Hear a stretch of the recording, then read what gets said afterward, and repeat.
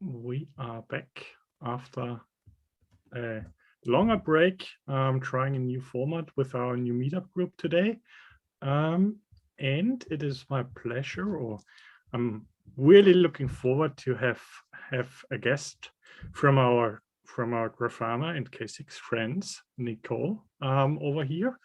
And yeah, I would just say let's start with a short round of introductions and then dive into what is K6, what can we learn today about it. Nicole, do you want to quickly introduce yourself? Yeah, sure. I am Nicole Mendoza van der Hoeven. I am a developer advocate at K6, and a few months ago, I found out that I was also now part of Grafana Labs, which was news to me, but welcome news. Before that, before I became a developer advocate, I was a performance testing consultant. So that's what I've been doing for the last 10 or so years in Australia and in Europe. So I come from more of a tester background than a developer background. And I currently live in Maastricht in the Netherlands. So, goedemorgen if there's anybody else out there who speaks Dutch. Except it's not morning, so I don't want to say it. Can you just randomly select the next one to introduce? Sure, yourself? I'll choose you. Do you like a Pokemon?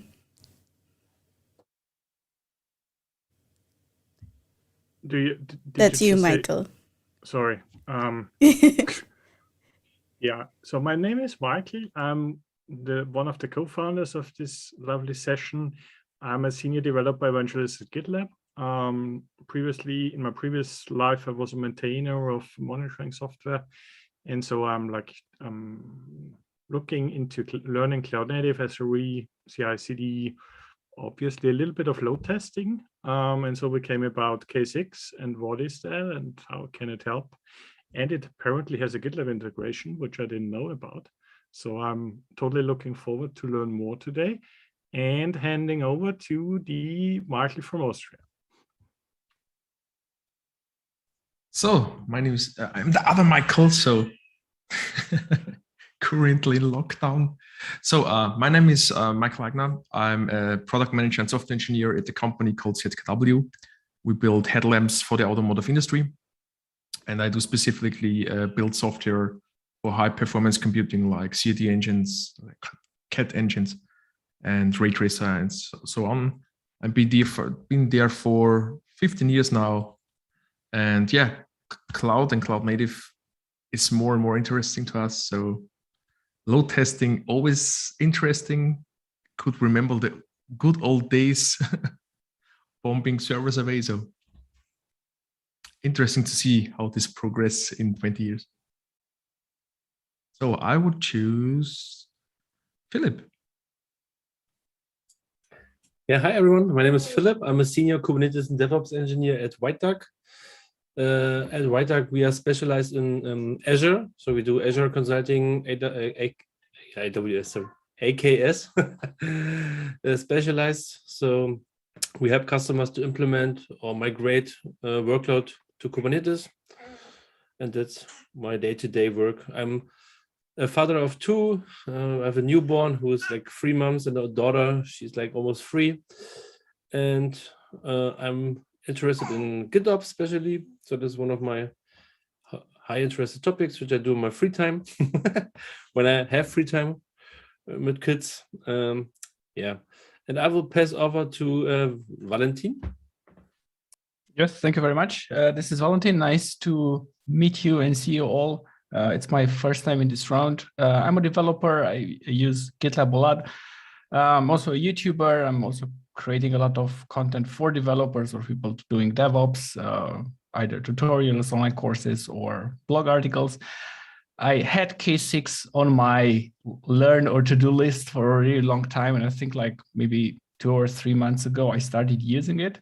And I actually seen some tutorials that Nicole did on YouTube.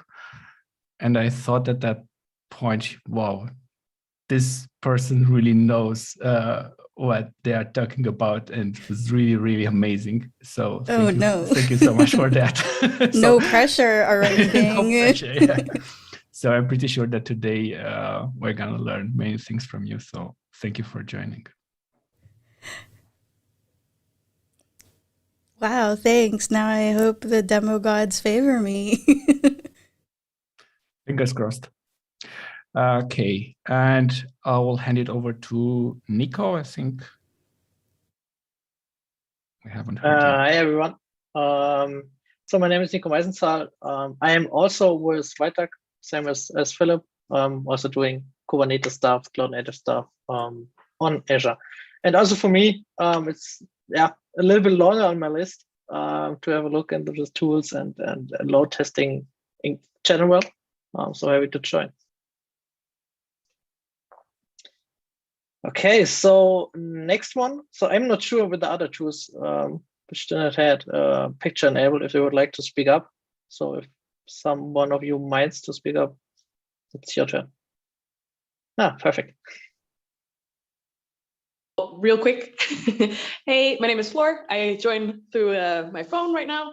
I am Nicole's colleague. I'm a technical program manager at K6 or Grafana Labs, I guess. And I love that you're all talking about Azure. I literally just come out of a meeting with Microsoft, so that's funny. I heard someone talking about their kids. I have a kiddo as well. Almost 7-year-old, because that's really important, right? Son, and I have a dog, and I have 3 chickens and a bunny. So full house.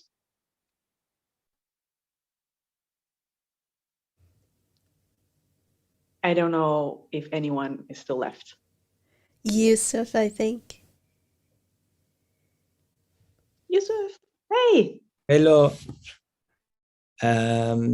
My name is Yusuf. I'm working at the OpenPaid as a senior QA engineer.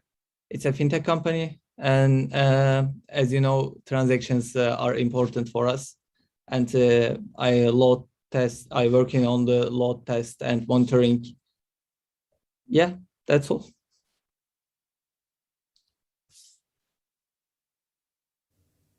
Bidemi, do you also want to introduce yourself? If not, that's fine too.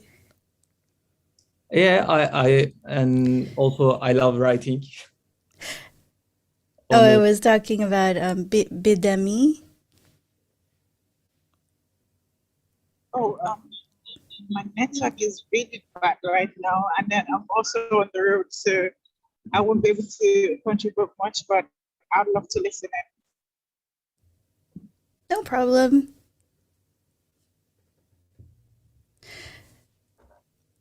So I think that's everybody introduced. I am kind of sick of giving presentations and slides, so I'd rather just do like a demo. And so I guess, Michael, do you want me to share my screen, or did you have anything else in mind? No, just go ahead, share your screen.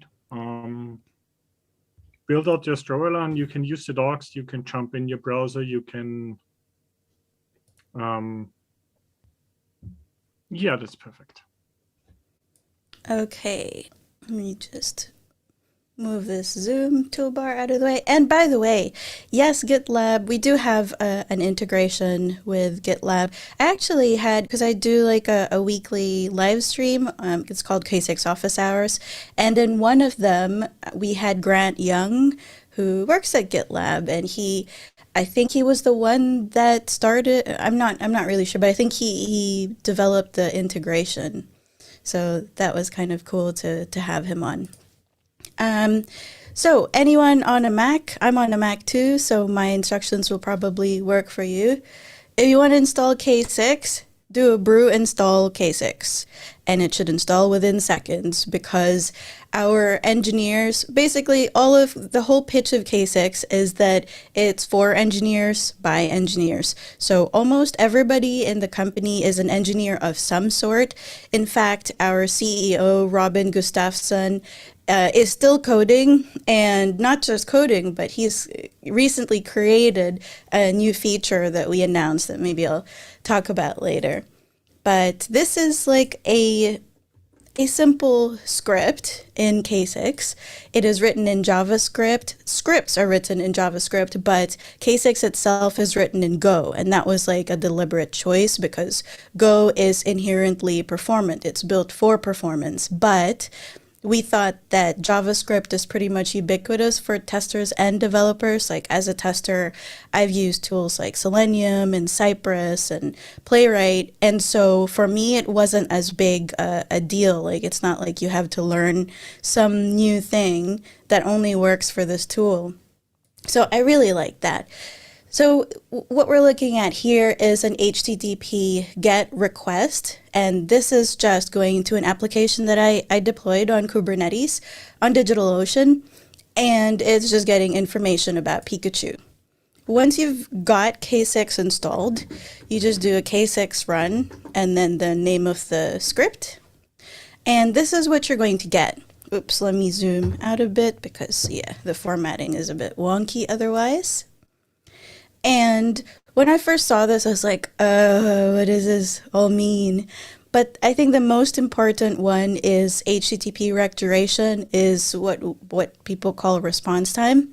And I would look at this one for the ones that it was successful. The average was 730 milliseconds. So you can see that even though I have just one request here, there are actually 2 requests that were sent. And that's because knowing the application, I know that it does it returns a 301 to redirect it, and then it gets a 200, just in case anyone was wondering why there are 2 requests when there's one here.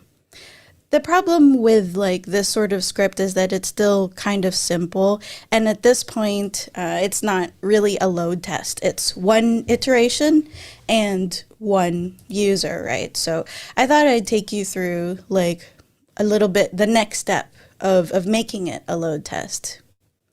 So in this script, you still have the same HTTP request, but this time I'm actually being a little smarter about it and checking the response that comes back. So this line is checking to see whether the response that was returned is an HTTP 200, and this one checks whether there is the word Pikachu in the response, because this is like something that's so annoying, but I have come across applications where you get an HTTP 200, but then it says like error in the response. I mean, sometimes it's frustrating, but it's a good idea to make sure that you're checking the actual response just to verify that you're hitting the right page. And then I'm just doing a think time, because that's another thing that I think when we're doing API testing, we think that it's like, let's just fire it off really quickly, which makes sense, except that real users don't really behave that way. So if you were trying to test like an end-to-end flow where a user logs in and, or goes to a site and then spends some time to read what was on there, then you probably want some sort of think time as well. And that's what I'm doing here with this random sleep between 0 and 5. Still better than the first script, but still not a load test. And what most people call a load test is just volume. So now instead of running it once, so like in the one that I ran, it's just one iteration. But now, because I'm setting some options, I can do it for 10 minutes and set the number of virtual users or views. So up until this point, like everything, K6 is free. It's an open source, free load testing tool. And actually, it can do up to 40,000 on one load generator, which seems amazing. I think it was our CTO who did that benchmark, and I'm going to have to try it at some point. But the reality is, like, if you have really 40,000 virtual users, it's hard to think of a scenario where you wouldn't want to start putting that on the cloud and thinking about putting it in different availability zones, because then it's just like very dependent on one machine in one location. But it's still really cool that it gets up to that high, because I know a lot of other tools don't. And I also like that it's easy to scale up. So the whole business model of K6 is that there's like an OSS tool, and then there's a SaaS platform that takes the same tool and puts a bunch of other stuff around it that you don't need. Not everybody needs K6 Cloud, and you can certainly do it yourself, but it is a little bit more setup. So it's not for everybody. If you do want to pay, really, it's the same tool at the heart of it. It just adds like a few convenience features. But going back to the script, I don't know if this is, and by the way, like if anyone has questions, you can just stop and pipe up and I'll see if I can answer them. But the next step up from this script would be something like this. And this is like something I'm really excited about. Wait, let's take it one step at a time. So like right now, in the previous ones, I've just been requesting Pikachu. The problem with that is that you start to run into caching potentially, like if it's being cached like on the client side or on the server side, then the response time that you get back may not really be indicative of a new user. It might be like a returning user. And how often, it depends on your use case, but like how often does that happen that a user asks for the same resource over and over again in your application? So the first thing that I did here was I am now using test data. This is a CSV file. By the way, there's 1,036 Pokemon in this one. Like, what? I feel so old. So I didn't know that there were that many of them. But anyway, now instead of just requesting Pikachu, it requests a random one from that list, and then also checks to make sure that name is returned in the response. So still the same think time as normal. But here's the exciting part.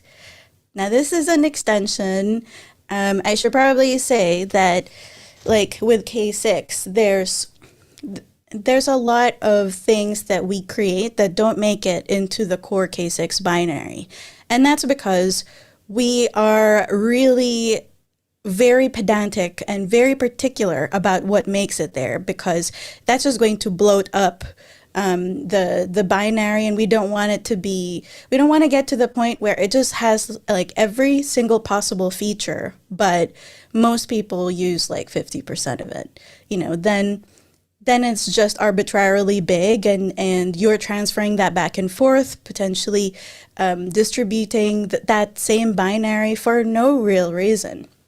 So the K6 approach is keep the core as like minimalist as possible, as performant as possible. And actually our developers, that the maintainers of K6 OSS still regularly like remove libraries that bloat it up a little bit. So, but then the problem is if you make it so minimalist, then there are a lot of things that you can't do, right? So the approach is to have extensions, and maybe I can share that. We call it XK6. And it is a way to create extensions with K6. Those extensions are written in Go, and basically XK6 lets you bundle up one or more extensions and create your own custom binary of K6. So we still develop, these two people are also on the K6 team, so we develop a lot of the extensions ourselves, but we've happily also found a lot of contributions externally too.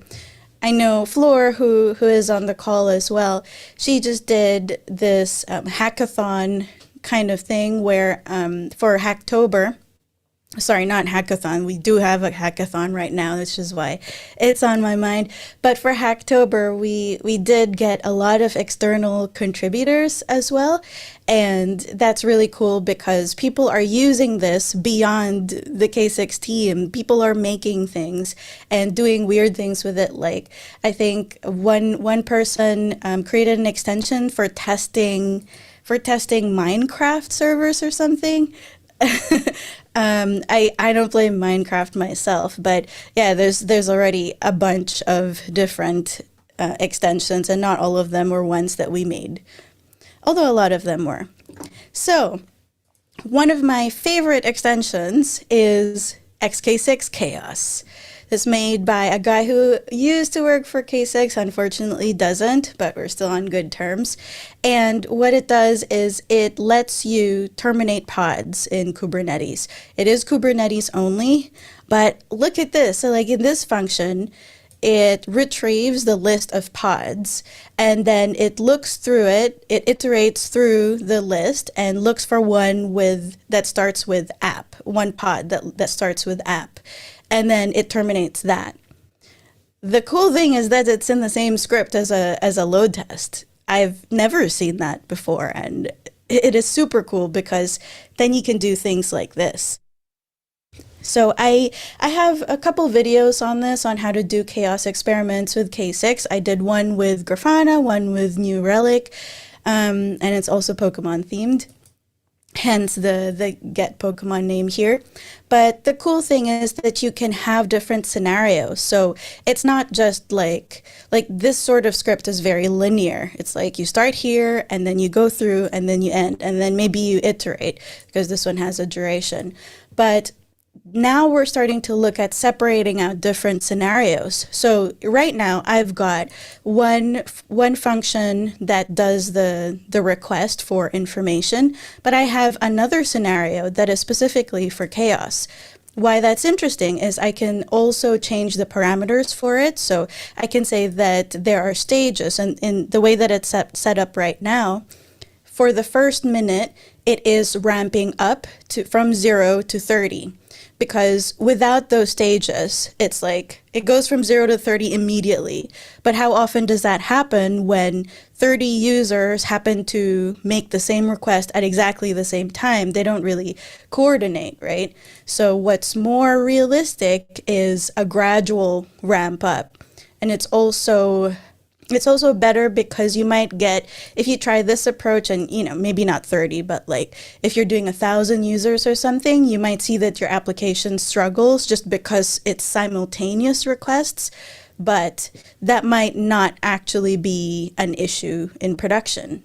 So this is a ramp up gradually to 30 users, and then this is a steady state. I mean, really, you would probably have this at like 15 minutes or something, and maybe this is 30 or an hour. But you get the idea. You can add as many stages as you want as well. And then for this chaos one, what I'm doing is I don't want it to run many times during my test. I just wanted to run it once. So now I just start about halfway through the test, and I just have it run one iteration with one VU. So now we're talking about a chaos experiment and a load test that are both scheduled in the same script using the same language.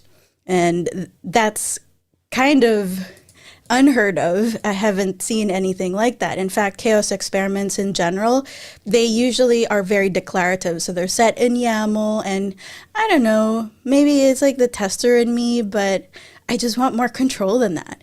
I want to be able to put it in loops and do conditions and whatnot. So this kind of chaos experimentation is, I really like it. I think it's different from what else is out there. And I also really like that K6 is big on thresholds. So this one is checking for the error rate. I'm saying that the error rate should be less than or equal to 5%. And then for these two, I'm saying that I want the CPU and memory utilization for the load generator to stay at 80% or lower throughout the test. There are also options for saying like, oh, if you go above this, then just stop the test. But I haven't set that here. And then there's also the response time. I've set this means that I want the 95th percentile response time to be less than or equal to 5 seconds. So thresholds are a big thing in K6. You could call it SLOs as well, but I think it's very important to have an idea of what even constitutes as a success or a failure in a test. Otherwise, you're just running it, and then what? You're kind of relying on manual intervention or judgment, which could be different when you pass it on to the next tester or the next person that's running the test, right? So that's not entirely the best idea. So I don't want to run this and be too destructive today, but I do want to show you, so you can also do, so I did K6 run earlier, but you can also do cloud. And because I've already logged in, what this is doing is this is still running on my local machine, but now it's being, the results are being output to K6 Cloud. So let me show you what that looks like. This is K6 Cloud. This thing means that there's a test running, and there it is. So you can see that it's a local execution, and this is just a good way to see it in real time. And you've got the requests here, the thresholds, which will come up soon when they actually have enough data. There are checks. So it looks like that's not doing too well. That's okay. It's a test app. And so it does look like we're getting some. Oh, okay. I think that was just because it was starting up. There were no successes yet, but we are getting the successes. You can also do analysis here. So you can see, like, it's running this, it's still the same tool. At the heart of it, you can easily switch between running locally as a shakeout or running on the cloud. There's also a distributed way to do it. You can run on K6 Cloud itself from the CLI. But let me actually try to do this. This is a cool feature as well. I will, how am I gonna drop it in the chat? Okay. Oh, I just dropped a dashboard link there. Oh, looks, I'm so glad Floor is in chat because it was hidden for me on Zoom. Yes, extensions are Go. It is not Node. We don't use Node, and which means we also don't use those libraries. There are some Node.js libraries that are compatible, but it's none of the like browser-driven ones. We do have something for that later. Can I also ask one question about that? Yeah, sure. Oh, let's say there was a question on YouTube better. Is it also possible to specify tests in Go? Because the tests you specified are written in JavaScript, I think. Yeah, there isn't, no, the scripting language is JavaScript. What happens is we do use something called Golang that converts between the two. So you can't write tests in pure Go, unfortunately. Okay. Thank you. That's all right. And all right, so I'm going to show you another way. So this is still running locally, but I'm outputting the results to the cloud. But, oops. But if I just want to use K6 Cloud, oops. I could just do K6 Cloud simple. This time I'm still kicking it off locally, but it's no longer running locally. It's running on the cloud. And there are options here. So where I set this part, this stuff, you can also set the load zones and in exact percentages. Like you can say 20% in Frankfurt and 20% in Sydney, that kind of thing. And now this should be running on the cloud. So you can see that stopping now, and this has flipped to 2. So it's this one probably. Yeah, it's running in Ashburn, which is just like the default one.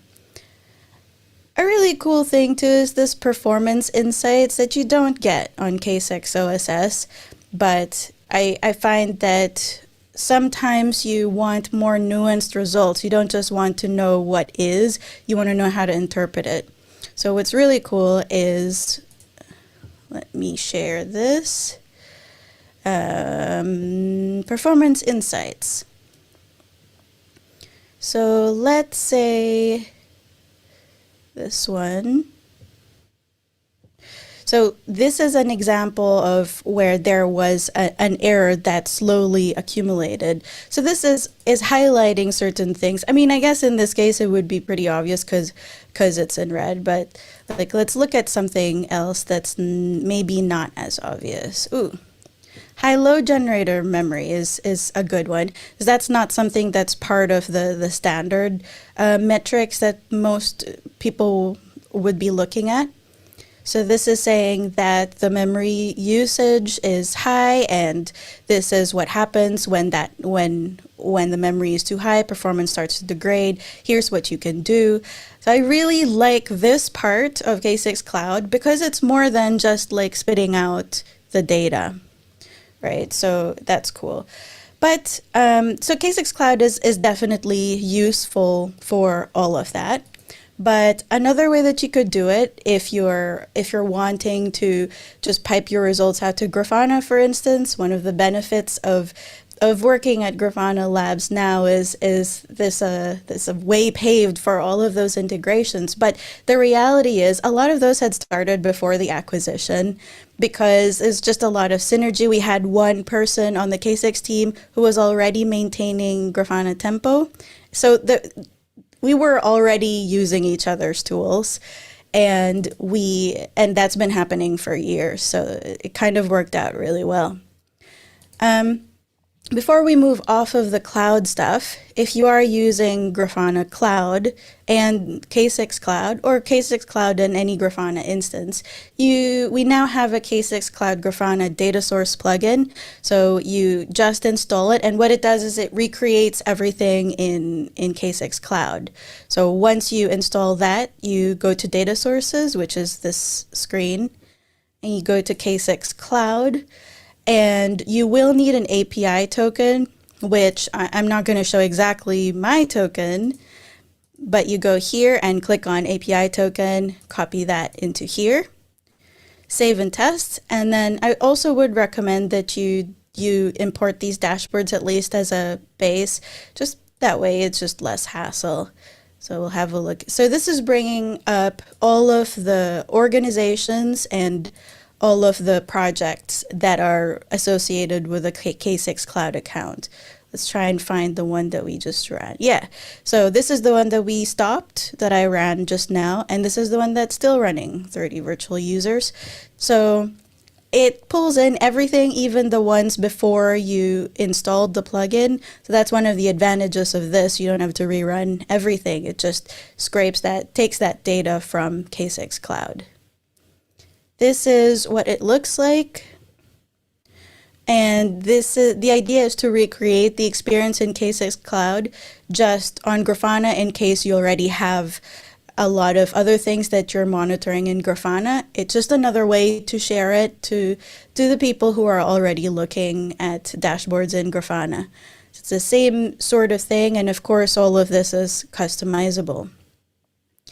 So the problem is that this is still using K6 Cloud, but we are very big on also beefing up the open source side of it.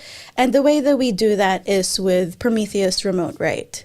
K6 now, not natively, but there is an extension for piping out the K6 load testing results to Prometheus Remote Write. So let me show that as well. I'm going to stop this test. And, whoops. Let me just change directories here. Yeah. Okay. So, and this is where I'm going to expose my API token. Do not worry. I will rotate it. And this is a free account, so not that important. But first, this is what we're going to do. This is just a better format. We're basically putting in the same information that we got from Grafana. So let me show you. So from a Grafana instance, I mean, this is cloud, but you could just as easily be using your own locally hosted Grafana instance. You go to details on Prometheus and you take this remote write endpoint, the username, and then generate an API key. And what you'll need is a metrics publisher role. And there is a way to do this in K6 Cloud on the UI, but if you just want to do it without K6 Cloud, you can also do that. As you can see here, we're effectively passing in the same parameters, and we're just saying output to using this type of format. So let me just copy the full thing here. Oops. What did I just do? Okay. Now I'm starting a test again that's running locally, but now it's outputting to Prometheus remote write. So it's outputting to the Prometheus that comes with Grafana Cloud. Oops, this Zoom thing is getting in the way. Let's see what that looks like on Grafana Cloud. So not that one. So you can see that that's already starting up here. So again, this will work with anything that runs Prometheus, not just Grafana. You could also be piping it out to New Relic, for instance. A lot of companies use multiple APMs for a variety of reasons, so you can also do that there. So this is the test that I'm running locally, which is kind of cool. Is there any other questions on the chat? Just let me know. Oh, yeah, Flora's talking about GitHub Copilot. It's really cool. I got on the waiting list or beta or whatever, and apparently K6 works with it. Not always perfectly, but it's pretty good actually. It's pretty surprising. All right. Let me show you something that test already finished. I want to show you something that we just announced 2 weeks ago at ObservabilityCon. This is the one that our CEO actually started. Ooh, actually,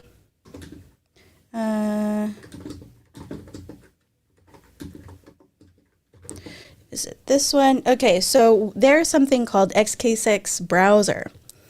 And this is not part of core K6, but it is a browser level testing feature. It adds a browser level testing feature to K6. So this is an example of one of those scripts. Well, actually, this is one where it's just the browser level.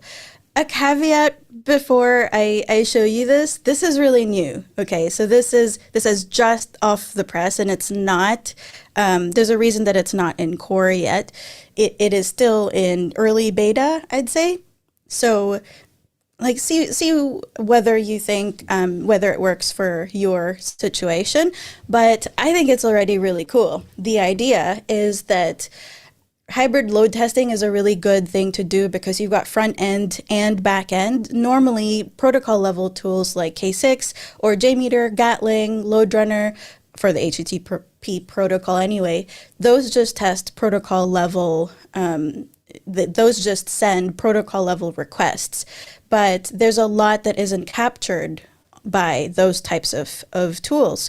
So there are browser level metrics that really arguably should be looked at if you're looking at holistic performance. There are things that you can't just measure with a response time. At the protocol level, when you request a JavaScript, you are just downloading that. It's not being executed client side, which is a problem, could be a problem depending on your application. So this is another build of K6. This is another extension, and this looks very much like a Playwright script, and that's with good reason. It's because we have borrowed liberally from Playwright and Puppeteer. Why reinvent the wheel, So we're trying to get API compatibility. It's rough API compatibility right now, but there are a few things that it can already do. So the difference is that instead of sending the HTTP requests and needing to know the underlying message that is actually sent by the browser. You're just interacting with the application the way a regular user would. Floor saying this was the most requested feature ever. Yes. And actually, when I interviewed for K6 a year ago, one of the things, because I wanted to talk about the direction, I was like, why don't you have some solution for browser-based testing? And the CEO said that I mean, he had already heard it from other people, of course, it's nothing new, but he agreed. And by the time that I actually joined the team, the K6 team 2 months ago, he had a working prototype. How cool is that? Like, nobody listens to me like that. Maybe that has something to do with me. But anyway, so he's the one that started this. It's now been passed on to a full team that will be working on this. And you can see here that instead of specifying like the exact link, it's based on DOM elements and what's seen on the page. So this is a selector for an element, and then you can just click on it and also get screenshots. So maybe I should show the page this is actually based on. So this is just a test. Oh, well. We made this, so I know that it's safe. It's not the most performant, honestly, but, you know, that's okay. Oh, it looks even uglier than it normally does. This is supposed to be like an e-commerce type thing. Let me actually do it with this browser window. So it is pretty slow, but it is a fake eShop. What the script is going to do is it's going to go to this page, and it will select the first one. I did the script literally like 30 minutes ago, or well, 30 minutes before this started. So it doesn't do that much, but it clicks on this. That's the idea anyway. And then this will open up the product page for it. And then it'll add to cart. And then it will view it. I mean, this is one user and it's already slow. But anyway, let's see how well that happens when I run this script. Okay, so I need to run this specific one because this is the custom version, custom binary of K6. And this is the e-commerce one, so let's see. So there's the Chromium window. There is a way to run it headlessly, but I mean, this is visual, so I wanted to actually show you.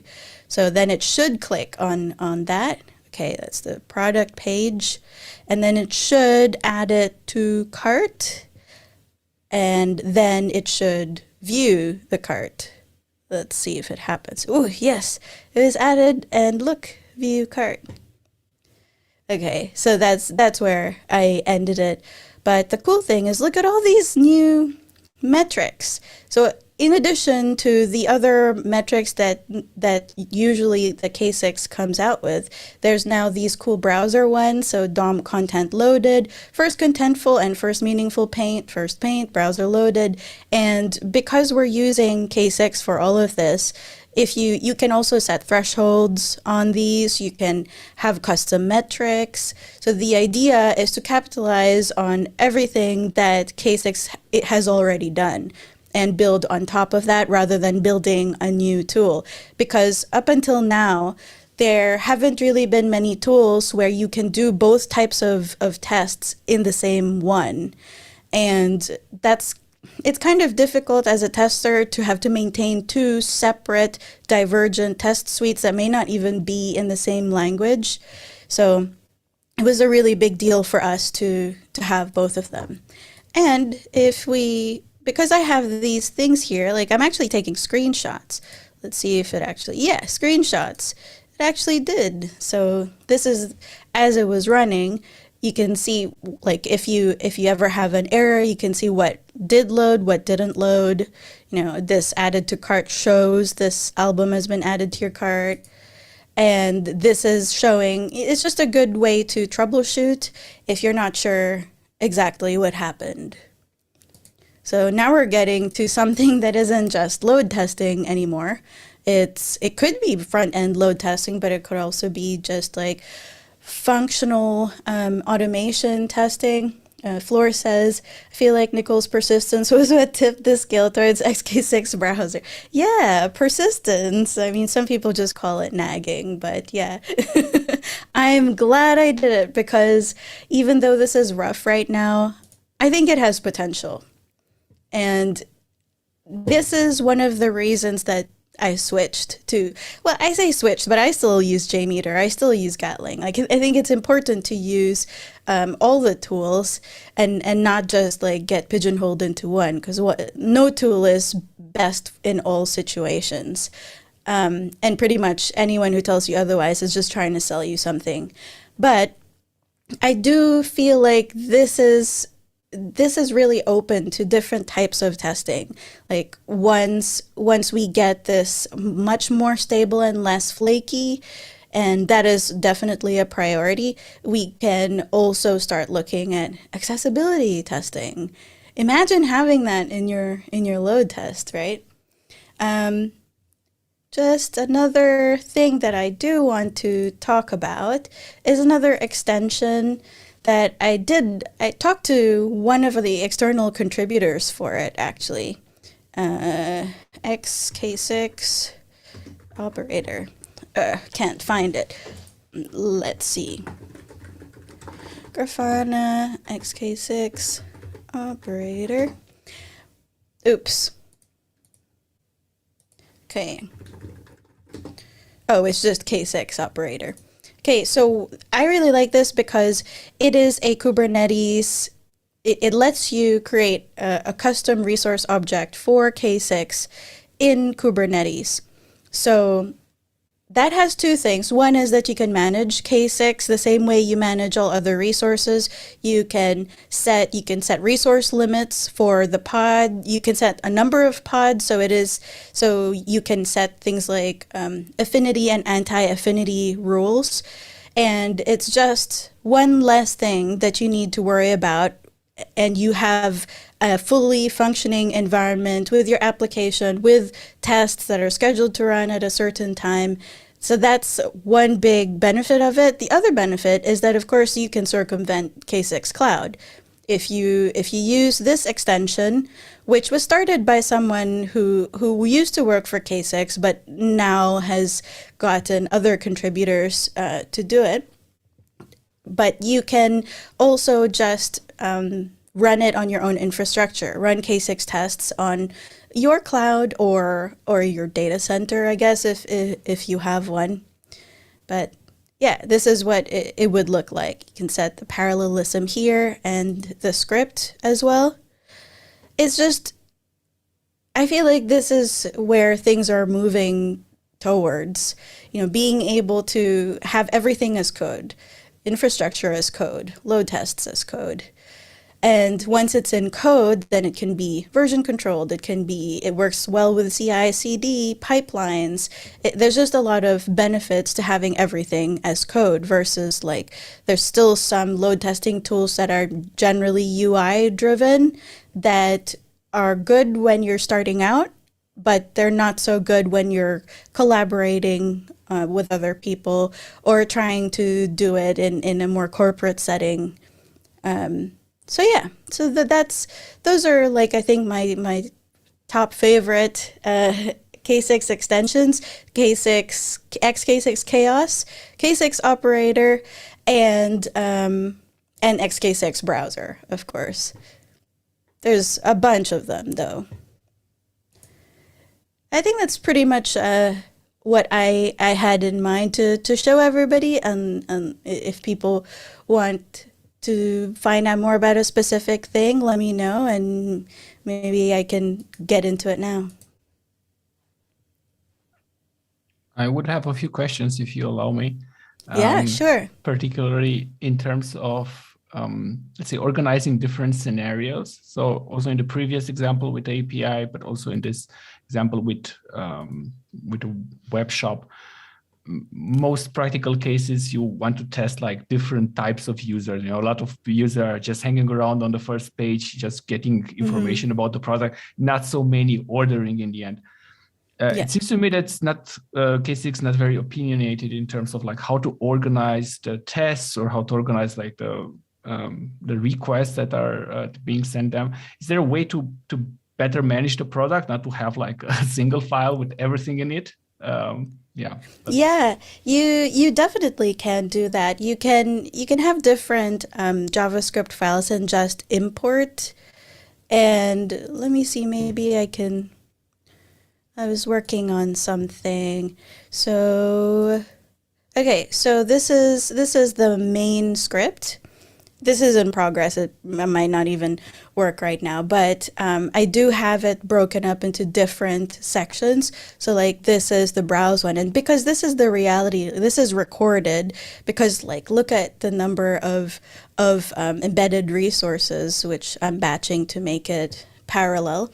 So what I'm doing here is my idea was to have one script for one page, so browse, home page, view, and then in the main script, I could have different functions. Export. So maybe something like browsing only, something like that. Oh, did you see that? That's like, that was GitHub Pilot.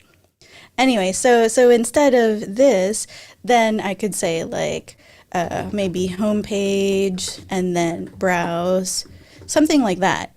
And then you could define another function where this time it's purchasing, and that would go homepage, browse, view, product. These don't exist, but you know what I mean?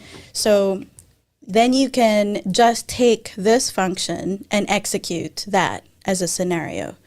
So like back to here, you could put that here.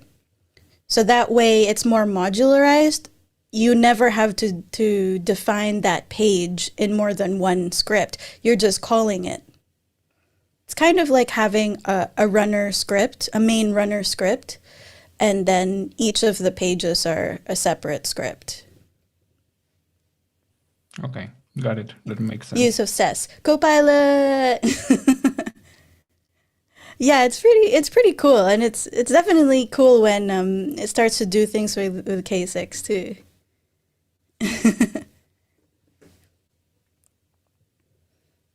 Did anyone else have any questions?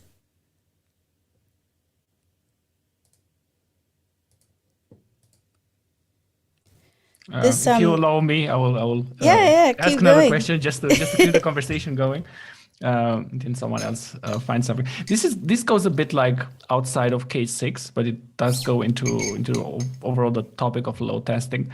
And I was wondering, like, what's your take or general experience in running load tests on a production infrastructure? Yeah, I think that there are extreme opinions on this. Some people say just test in production, and some people say never test in production. My personal opinion is I would test in every environment that's available to me. So I think that it's a really good idea to test as early as possible. The reality is you're not always pulled into that stage. Sometimes you're pulled in later. So you test with the environment that you're given, but you don't use the same test. So I probably wouldn't start with a chaos experiment in production, right? And I would start, like, one of the principles of chaos is building up, like trying to contain the blast radius. And I think load tests should be the same thing. So maybe start with synthetic monitoring. So just a handful of users, instrument your application. If things are going well, then maybe you might start to look through the analytics, Google Analytics or something, to see when would be good times to test in production. And then start off with a few users. Like, don't just go, 10,000 users or something, unless you're trying to bring it down, which you might. But I also think, I don't agree with people who say you should only test in production, because the reality is that you're trading convenience to you for inconvenience on the part of your users. So if we can stop users from being our testers, I mean, I think we should, right? There are K6 is in JavaScript, because I mean, we could have kept it in Go, but we made the scripting language JavaScript so that it is more developer friendly. And the idea is that you can have K6 scripts and hold them in the same places that you're putting your application code on GitLab or whatever GitHub that you're using. So yeah, to sum up, I think you should test wherever you can and everywhere that you can, and as many types of tests as you can. But I'm a tester, I'm going to tell you that. Maybe if I were like a product owner, I'd be like, ship it, you know? Floor just posted something about optimizing your test script with DSL. Yeah.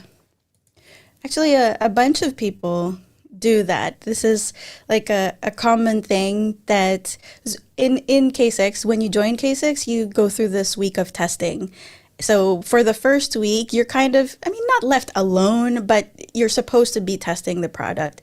And many of our developers, what they do is they come up with their own DSL for K6.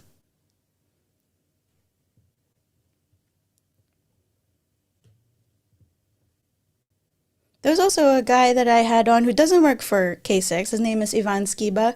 He created like a wrapper that lets you create K6 tests, but using Mocha, the testing framework Mocha.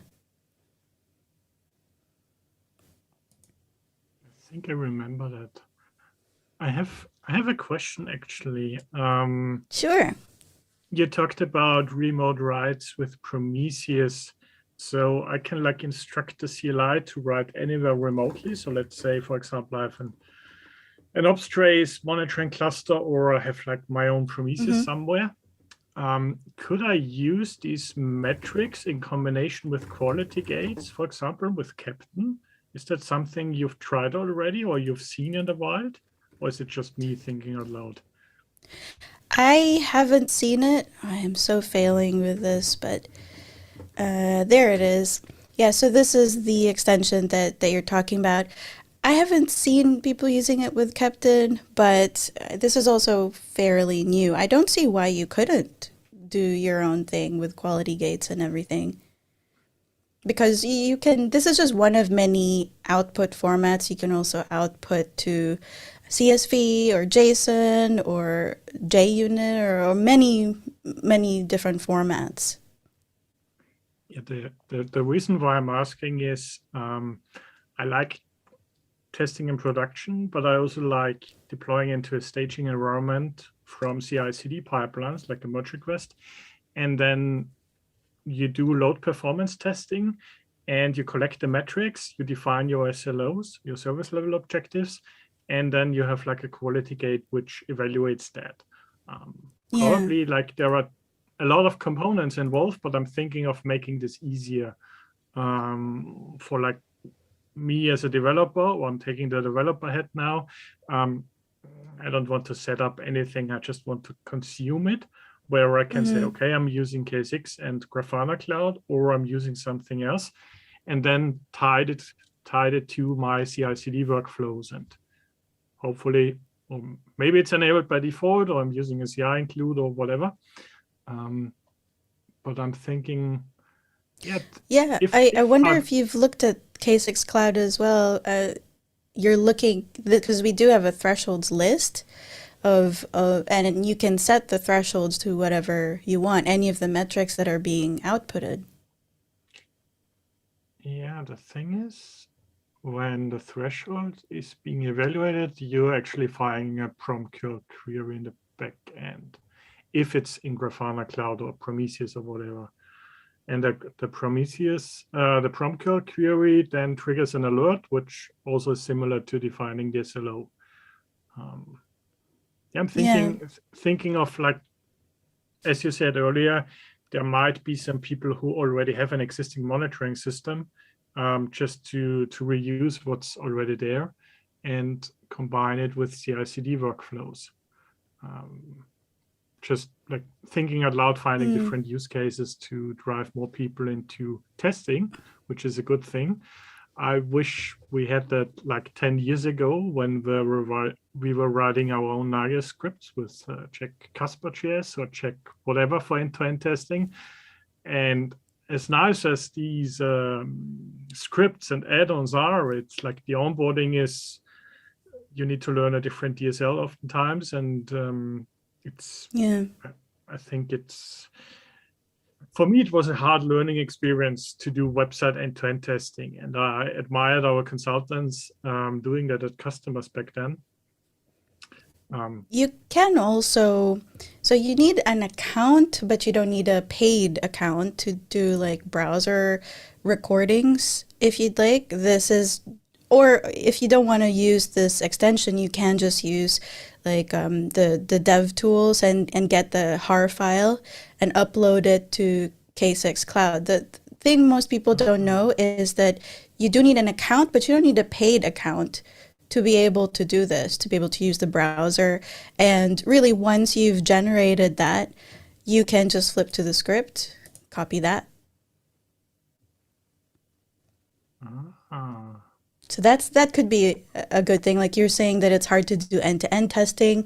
For end-to-end testing, I do usually record just for like the embedded resources and that when I'm just not hitting an API endpoint. That's interesting. I think I've missed certain things in the past years, to be honest. I mean, haven't we all? I think like the change of, or you have a REST API call, and then you have GraphQL, and then you have different things involved which slow the website down. And in the backend, you have like a database which might be slow, or you have Redis, like the typical microservices demos, where you then need distributed tracing or tracing in general. Yeah, I think we have so many things to learn and to like do. So it makes sense to focus on the front-end tests for now, or focus on the front-end tests and skip the parts where I said backend tracing now. But this is something, this is Grafana Tempo and Jaeger tracing on the other side. Yeah. So we are looking into that. Like I said, one of the K6 team members, his name is Daniel Gonzalez Lopez. He's one of the maintainers of Grafana Tempo. So we've been thinking about what we can do on that front as well. So that's like the next frontier, I think, distributed tracing. How does a load testing tool fit into that? Yep, you have exactly understood what I was thinking about. Yeah. I do have the Grafana triangle, I think it is, in mind, where everything is like tied together, and where I was asking myself, how does tracing logs and metrics like fit into load testing? Like, is it just metrics, or does it need more context, like creating a trace with traces and spans, and adding the context of the website is slow because whatever, the user is clicking too much, or something like that, and have the same specification or the same format for everything. So you just like fire a query and you have it all, or you just keep copy pasting a dashboard or something in like that. I think there are smarter ways to do it. We don't have anything to show right now, but we're definitely having these conversations internally and with Grafana, because I guess they're internal now too.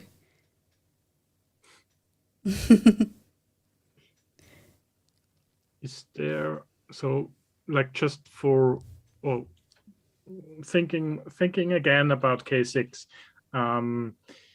is there, if I want to learn more about the public roadmap, or if I want to learn more about contributions, what would you recommend checking out? Yeah, I think go to the repository, which is now on, which is now on Grafana. Sorry, it's GitHub. No worries.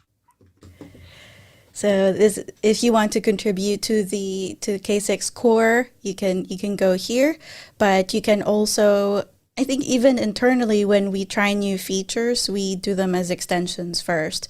So I'd probably look into the XK6 system so that you can have it as an option without needing it to be approved and merged into the core binary. So this is XK6. And we do welcome all contributions. We've gotten quite a bit from Hacktoberfest as well.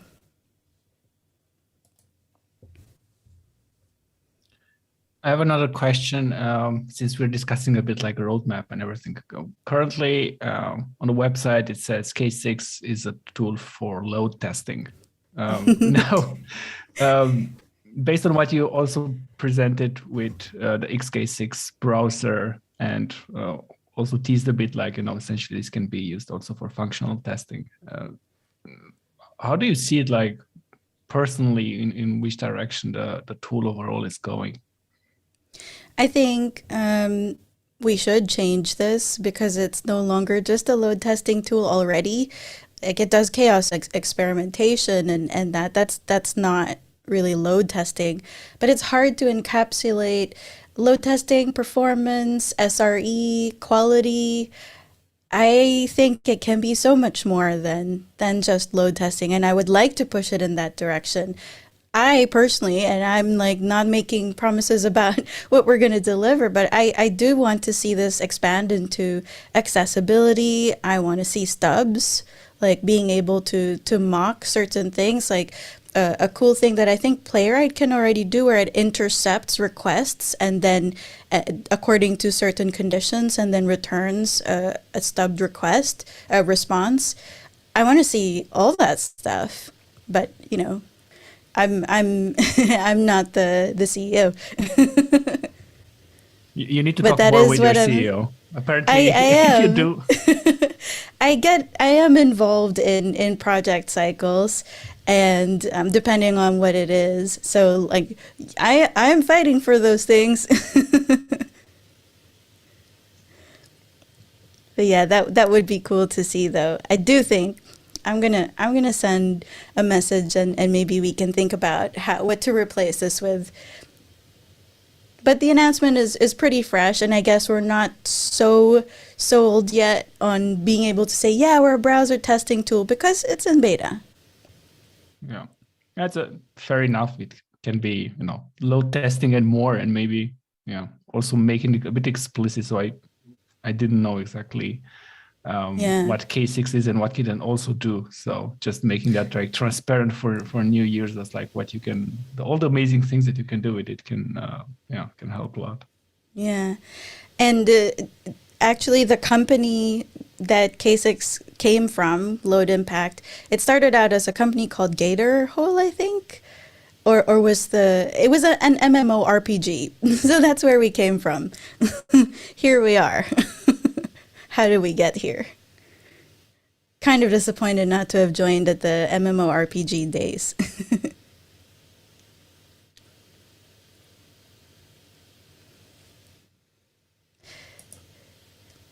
So I think if there are no more questions, I do actually have to go. Tuesday nights are D&D nights for me. Yeah, we don't want to like keep you off from spare time. I know it's late for us as well. So there might be dinner waiting or something. Thanks for all the insights and the great demo and everything you've shared. I'm pretty much mind blown right now. I need to try it out. That's a good thing, I guess. That's a very good thing. I was excited before today, but I'm now even more excited, to be honest. So thanks a lot for being with us today and like really explaining it so well. I did a Twitter thread in parallel a little bit. Oh, wow. And Philip was so nice or so kind to forward questions from our YouTube listeners or watchers. And yeah, with that, I would say, let's say thanks for watching and say bye-bye on YouTube. Bye, YouTube.